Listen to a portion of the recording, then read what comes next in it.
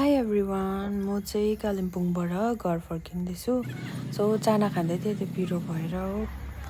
हेर्नुहोस् न, घर फर्किनु पऱ्यो। घरबाट उताबाट आउनु त मन परेको थिएन, अनि के गर्नु, आउनै पऱ्यो र पनि है। मेरो घर चाहिँ चाल्सा हो, सो त्यहाँबाट चाहिँ म फर्किँदै थिएँ। अनि उताको बाटो बिग्रेर चाहिँ म चाहिँ लाभाबाट आउँदै थिएँ। अनि त्यता हेर्नु न कस्तो मजाको भइरहेको रहेछ हो। एकदमै चिसो थियो, मजाको वेदर पनि, झर्ना हेर्नु न कस्तो मजाको देखिरहेको हो। त्यहाँदेखि चाहिँ हामी उत्रेर एकछिन सब्जीहरू किन्यो, त्यो चाहिँ मैले भिडियो गर्नु पाइनँ।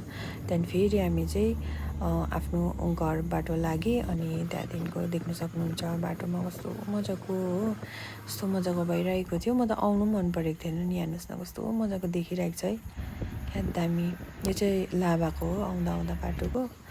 अनि त्यहाँदेखिको चाहिँ फाइनली अब आफ्नो घर आइपुगेँ भनौँ न है। So thank you for watching.